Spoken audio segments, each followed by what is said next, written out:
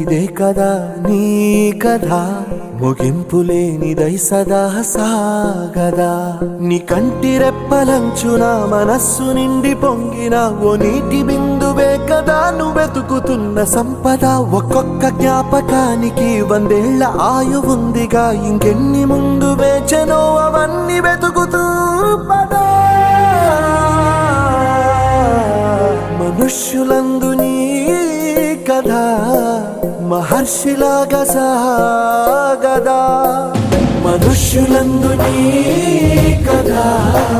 మహర్షిలాగా సాగదా